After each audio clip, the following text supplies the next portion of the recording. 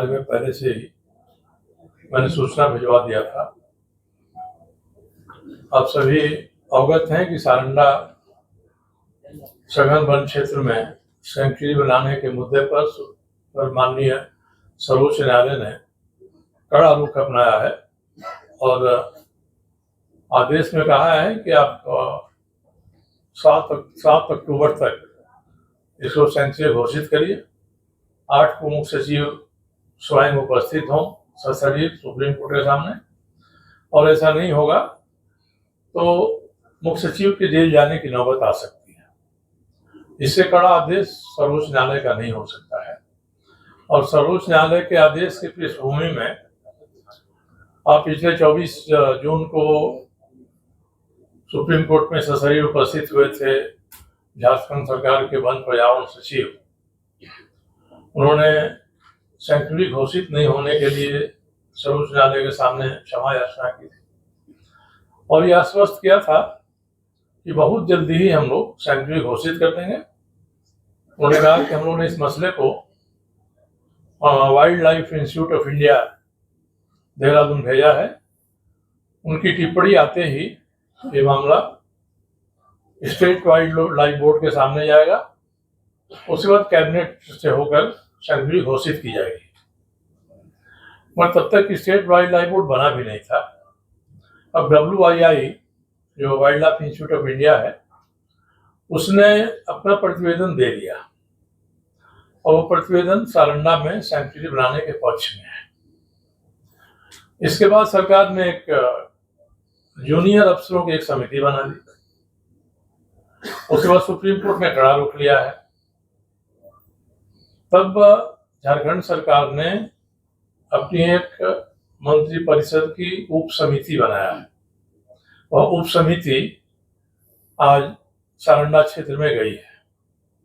तो आज का प्रेस कॉन्फ्रेंस इसी पृष्ठभूमि में है कि सर्वोच्च न्यायालय ने जो आदेश दिया उसके पीछे खुद झारखंड सरकार के वन पर्यावरण विभाग के सचिव का आश्वासन है। इनके जो वन्यजीव प्रतिपालक हैं वाइल्ड लाइफ वार्डन, उन्होंने पहले ही दे दिया है कि सारंडा के करीब 57,000 हेक्टेयर में वाइल्ड लाइफ सेंचुरी बनाई जाएगी और 103 वर्ग किलोमीटर में रिजर्व फॉरेस्ट घोषित किया जाएगा। इसके बाद भी सरकार अधिसूचना नहीं जारी कर रही है। अब हम लोग पीछे जाकर देखेंगे तो आप सभी को ध्यान में होगा, जब हमारे मधु कोड़ा जी मुख्यमंत्री थे उस समय हम लोगों ने इस मामले को उठाया था। सारंडा के साथ लॉ-हैज़ खनन के बारे में सरकार क्या बर्ताव कर रही है। ये हमारी किताब है, हमारे वेबसाइट पर उपलब्ध है और फ्री में है, कोई भी वहां से लेके देख सकता है। इसमें विस्तार से उन्होंने दिया था कि कितना अवैध खनन हो रहा है। उसके पहले भी मैं अभी आपको एक सॉफ्ट कॉपी में चला जाएगा हम लोगों का जो हैंड आउट है, उसमें हमने इतिहास दिया है कि सारंडा में कब से खनन शुरू हुआ। 1906 से खनन शुरू हुआ और 1906 से लेकर आज तक कितनी सरकारी कंपनियों ने और कितनी निजी कंपनियों ने लीज प्राप्त किया है लॉ-हैज़ के खनन के लिए। अब वो सारे लीज अभी भी पूरा नहीं हुए। उसके बाद 2006 में इतनी होड़ मची सारंडा में लॉ-हैज़ खनन लीज लेने के बारे में कि जितना सारंडा का क्षेत्रफल है वो पूरे क्षेत्रफल के बराबर लोगों ने लीज का आवेदन दे दिया और सरकार ने उसको स्वीकार किया आवेदन। उसमें कोई भी था जो जूता बनाने वाला है, जो साइकिल बनाने वाला है, जो घड़ी बनाने वाला है, ये सब कंपनी वाले भी लॉ-हैज़ के लीज में आ गए क्योंकि उसमें लॉ-हैज़ की कीमत काफी ऊंची गई थी। चीन में ये एक हो रहा था ये खेल का, उसके लिए लॉ-हैज़ की लोहा बनाने की जरूरत थी। तो हमने उस मामले को उठाया था कि सारंडा का जितना क्षेत्रफल है उससे ज्यादा क्षेत्रफल में खनन लीज का आवेदन आ गया है। सरकारी कोई टिप्पणी नहीं है। इसी तरह से झारखंड के अलावे दूसरे राज्यों में भी अवैध खनन गतिविधियां शुरू हो गई थी। उस समय हम लोगों ने एक सारंडा संरक्षण अभियान आरंभ किया था, क्या होना चाहिए सारंडा में। अब इसके बाद इसको गंभीरता से भारत सरकार ने लिया और 2010 में भारत सरकार ने रिटायर्ड सुप्रीम कोर्ट के जस्टिस थे, जस्टिस एम.बी. शाह, उनकी अध्यक्षता में एक कमेटी बनाया। उस कमेटी ने विस्तार से अवैध खनन की जांच किया और सारे मामलों को सामने रखा और सारंडा में क्या होना चाहिए अभी बताया। कोई कार्रवाई नहीं। उसके तुरंत 1 साल के बाद भारत सरकार के निर्देश पर झारखंड सरकार ने integrated wild life management plan बनाने के लिए एक कमेटी बनाई, जिसका लीडर बनाया हमारे पलामू के प्रोफेसर डी.एस. श्रीवास्तव। इस कमेटी ने भी रिपोर्ट दी। उसके बाद 2014 में भारत की सरकार ने कैरिंग कैपेसिटी ऑफ सारंडा का अध्ययन करने के लिए एक बहुआयामी विशेषज्ञों का समूह बनाया। उसने अपनी रिपोर्ट दिया। उसके बाद mining plan for sustainable mining, इसके लिए भी एक कमेटी भारत सरकार की बनी। उसने भी सारंडा में किस तरह से सस्टेनेबल माइनिंग करिए ताकि खनन भी हो और जंगल की विशेषता भी बचे, ये रिपोर्ट दिया। इसमें माइनिंग के लिए नो माइनिंग एरिया और माइनिंग एरिया दोनों को भी डिफाइन किया। इसके पहले खुद राज्य सरकार के वन विभाग ने भारत सरकार के डीजी फॉरेस्ट के पत्र के आधार पर 3 साल तक मेहनत किया और सारंडा क्षेत्र में, जिसको कहते हैं इनवायलेट कंपार्टमेंट, अभग्न क्षेत्र बनाया नंबर के साथ, और ये दिया कि इस क्षेत्र में कभी भी खनन नहीं किया जाएगा, ये क्षेत्र संरक्षित क्षेत्र रहेगा। इसका क्षेत्रफल करीब करीब 63,000 हेक्टेयर के आसपास था। इतनी सारी चीजें सामने रहने के बाद और सुप्रीम कोर्ट के सामने आश्वासन देने के बाद झारखंड की सरकार ने एक कैबिनेट उप समिति बना दिया है। ये कैबिनेट उप समिति विचार करेगी और वह मंत्रिपरिषद को सलाह देगी। उस सलाह के आधार पर 8 अक्टूबर को जब मुख्य सचिव को हाजिर होना है तो उसके पहले प्रतिवेदन दे दिया जाएगा कि सारंडा में वन्य जीव अभयारण्य, वाइल्ड लाइफ सेंचुरी बनाने के बारे में सरकार का क्या विचार है। तो ऐसा लगता है कि अब तक जितना अध्ययन हो चुका है उससे अधिक अध्ययन करने वाली कोई समिति नहीं बन सकती है और सर्वोच्च न्यायालय ने स्पष्ट आदेश दिया है। इसके बाद भी सरकार का इसमें सक्रिय नहीं होना, गंभीरता से नहीं लेना, यह आश्चर्य की बात है। आखिर कैबिनेट उप समिति को कौन ऐसा परामर्श देगा क्षेत्र में जाकर। तो इस मामले में बात यही आ रही है कि जो सारंडा का संरक्षण करने के पक्ष में नहीं है या सारंडा में सेंचुरी बनाने के पक्ष में नहीं है, उनका ये कहना है कि खनन से विकास होगा और खनन रुकेगा तो विकास के लाभ से देश वंचित होगा। वहाँ के जो स्थानीय लोग हैं उनको भी नौकरी मिलेगी।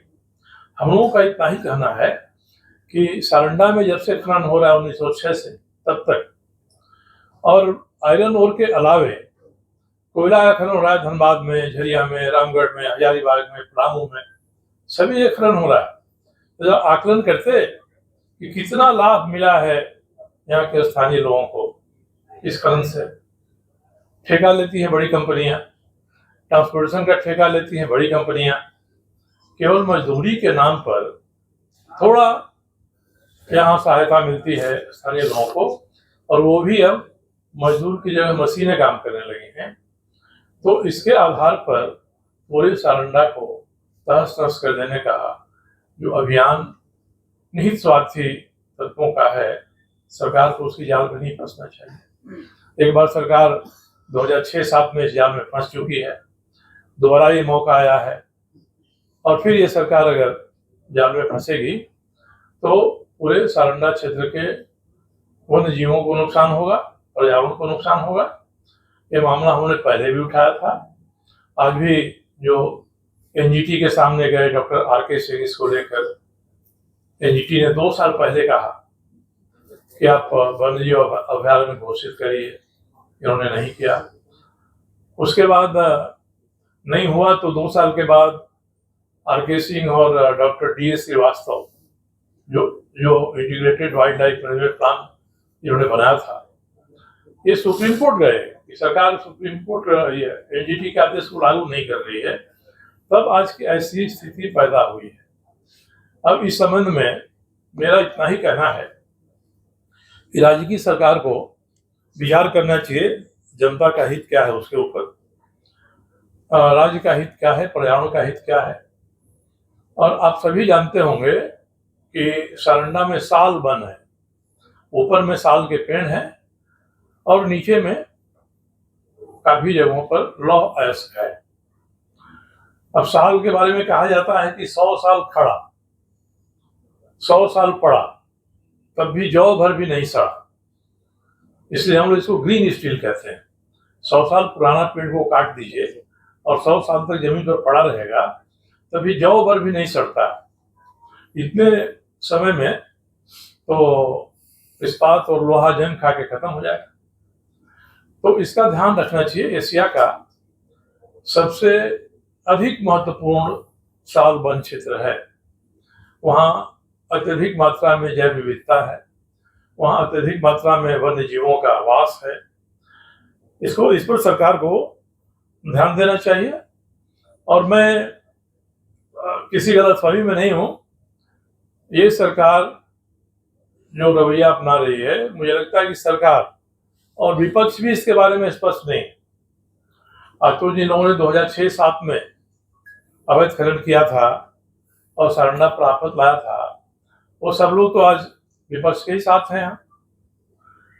और 2009 में वहाँ सबसे बड़ा खननकर्ता स्टील अथॉरिटी ऑफ इंडिया है।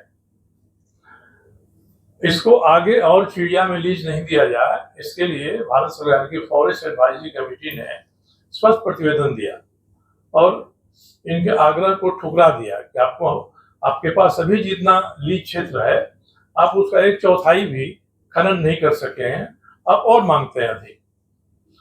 तो फॉरेस्ट एडवाइजरी कमेटी के अनुशंसा को उस समय मंत्री थे पर्यावरण विभाग के श्रीमान जयराम रमेश जी, उन्होंने इसको ओवररूल कर दिया और कहा कि मैं आदेश दे रहा हूं कि फॉरेस्ट एडवाइजरी कमेटी के प्रतिवेदन को नहीं माना जाए और चिड़िया में और अतिरिक्त भूमि पर सेल को लीज दिया जाए। और सेल ने जितनी तबाही की है सारंडा में, उतना कोई और नहीं कर सकता है। झूठ बोला है, फॉरेस्ट क्लियरेंस का, एनवायरमेंट क्लियरेंस का उल्लंघन किया है।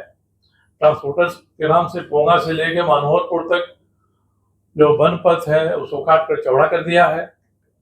और 10 साल पहले सुप्रीम कोर्ट का ही आदेश था कि जब ट्रांसपोर्टेशन करेंगे कहीं से लौह अयस्क का या किसी भी खनन अयस्क का, तो आप सड़क मार्ग से नहीं ले जाएंगे उसको, उसके लिए आप बेल्ट बनाएंगे और बेल्ट के माध्यम से उसको ढोकर रेलवे स्टेशन तक ले जाएंगे।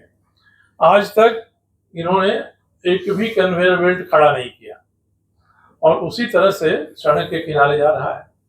सारंडा में 2 बड़ी नदियां हैं, कारू और कोयना। दोनों के पानी के बारे में आप लोग अक्सर अखबार में छापते हैं कि लाल पानी हो गया है, वहाँ का लाल पानी ज़्यादा खतरनाक है, वहाँ का लाल सलाम ज़्यादा खतरनाक है। इसके बारे में तुलना हो गई है। छोटे छोटे जो नाले थे, जो फर्स्ट ऑर्डर वाटर स्ट्रीम कहा जाता है, इनको भी इन्होंने खत्म कर दिया है। इसके कारण से वहाँ खेती पर संकट आ गया है, नदियों का जल दूषित हो गया है और खनन और ट्रांसपोर्टेशन के माध्यम से जो गांव हैं, इस गांव के लोग भी तबाह हैं। मैं एक बात कहना चाहता हूँ कि सारंडा में शुरू में कोई गांव नहीं था। 1930 के आसपास 10 गांव वहाँ बसाए गए, इसलिए कि अंग्रेजों ने जो वन प्रबंधन प्लान बनाया था उसमें लोगों की जरूरत थी। ये 10 गांव बसाए गए थे उस समय। अब वो गांव बढ़ते बढ़ते कुछ अधिक आबादी हुई है और उसके अतिरिक्त कुछ अवैध हुआ भी लोग वहां रह रहे हैं। तो इतना सब होने के बाद भी राज्य की सरकार अभी भी बहाना ढूंढ रही है कि किस तरह से सर्वोच्च न्यायालय के आदेश का पालन नहीं किया जाए। हम लोग इस मत के हैं कि लॉ अयस्क की माइनिंग होनी चाहिए। और साथ ही में सारंडा के सघन वन का संरक्षण भी होना चाहिए। एक भी उदाहरण नहीं मिलेगा 1906 से लेकर आज तक कि जहां लीज एरिया में माइनिंग हुई है, उसको खोद दिया गया है, तो उसका माइनिंग क्लोजर प्लान को लागू करके उसको भर दें, फिर आगे खनन करें। यह स्थिति कोयला के बारे में भी है। आप CCL, BCCL, ECL के क्षेत्र में चले जाइए तो आज तक एक भी माइन का इन्होंने माइनिंग क्लोजर प्लान नहीं किया है, जबकि वही चले जाइए ACCL में, WCL में ये सब हो रहा है। खुद झारखंड में नोआ मुंडी में टाटा स्टील की माइंस है आयरन ओर की, वहां जाइए देखिए, वो माइनिंग करते जाते हैं, पैसे बढ़ते जाते हैं और उसको कितना स्वच्छ रखे हैं। तो टाटा स्टील प्राइवेट पार्टी है, वो ऐसा कर सकती है, मगर सेल जो भारत सरकार का की सबसे बड़ी कंपनी है, नवरत्न कंपनी है, वह लोगों के सुविधा के बारे में, पर्यावरण के संरक्षण के बारे में कोई ख्याल नहीं रख रही है।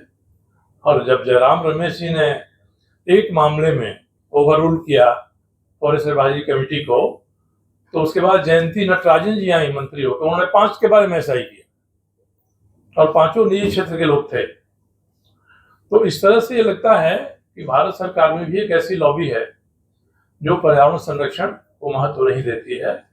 और माइनिंग करके हम लोग का ये कहना है कि आप माइनिंग करिए, झारखंड को जितने लॉयर्स की जरूरत है इस्पात बनाने के लिए, या हमारे पूरे देश को जितने लॉयर्स की जरूरत है इस्पात बनाने के लिए, उतना लॉयर्स का आप निकालिए।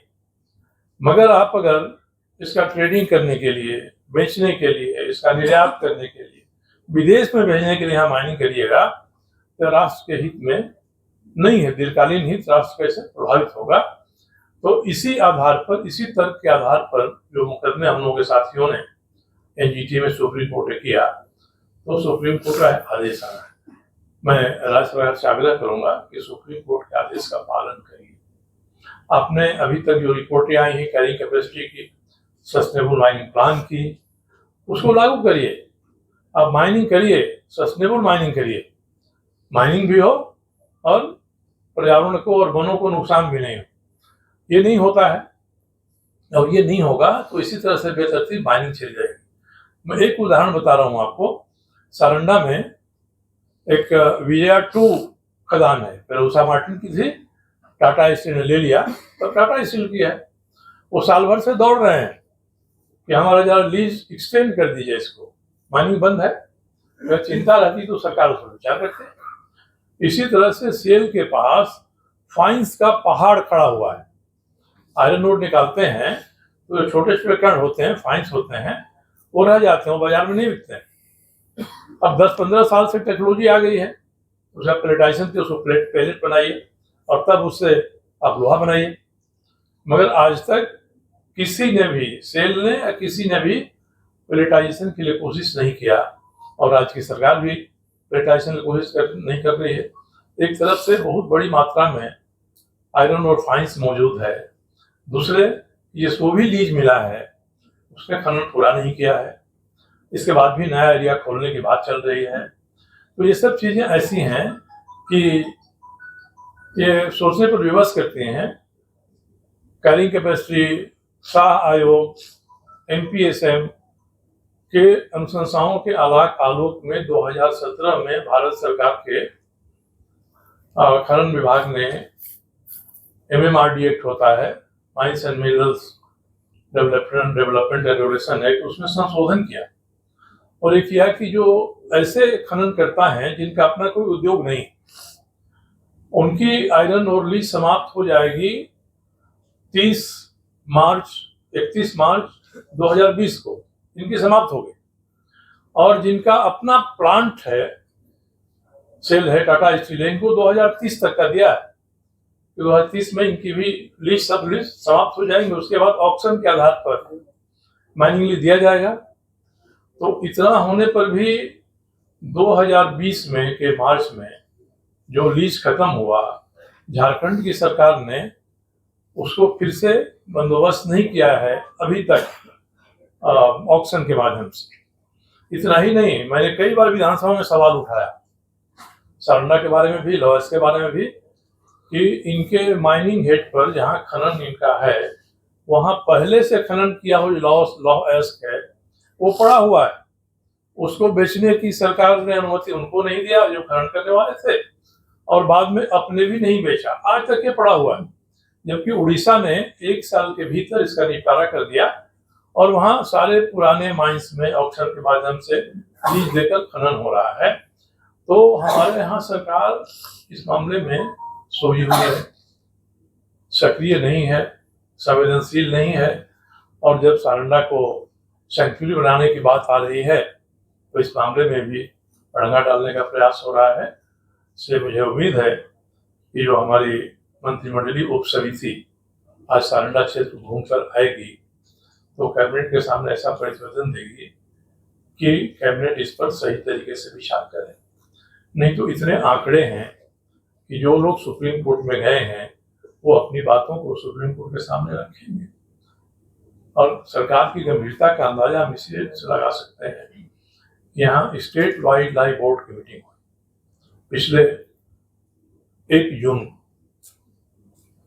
मुख्यमंत्री जी के पिताजी अस्वस्थ थे।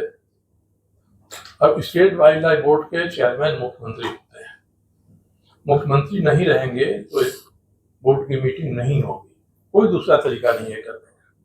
दूसरा, स्टेट वाइल्ड लाइफ बोर्ड ऐसे लोगों को मिलाकर बनता है जिनको सामाजिक और पर्यावरण की वन्य जीवों के बारे में जानकारी हो, मगर 29 लोग हैं स्टेट वाइल्ड लाइफ बोर्ड में। मुश्किल से 1-2 ऐसे होंगे जो इस श्रेणी में हैं, बाकी सब लोग इस श्रेणी में नहीं है। और स्टेट लाइफ बोर्ड की जो मीटिंग हुई उसमें मुख्यमंत्री जी मुश्किल से 5 मिनट रहे होंगे, वो दिल्ली चले गए, तब भी स्टेट वाइल्ड लाइफ बोर्ड की मीटिंग हुई। जब ये सारी बातें जाएंगी सुप्रीम कोर्ट के पास तब सरकार की छवि क्या होगी कि सरकार कितना हल्के में प्रकृति और पर्यावरण के संरक्षण का काम कर रही है। इसलिए मेरी अपील है कि सरकार सुप्रीम कोर्ट के आदेश को माने, सस्टेनेबल माइनिंग करें, और इसमें जो लोग आना चाहते हैं उनको कहे कि आप इस तरीके से आइए, माइंस ले जाना तो आइए। अब सबसे पहले हमारे राज्य को, हमारे देश को जितनी जरूरत है उतना ही खनन लॉ ऐसा करने दिया जाए, बेचने के लिए और निर्यात करने के लिए लॉ ऐसा खनन नहीं करने दिया जाए। इसी उद्देश्य से आपके सामने अपनी बात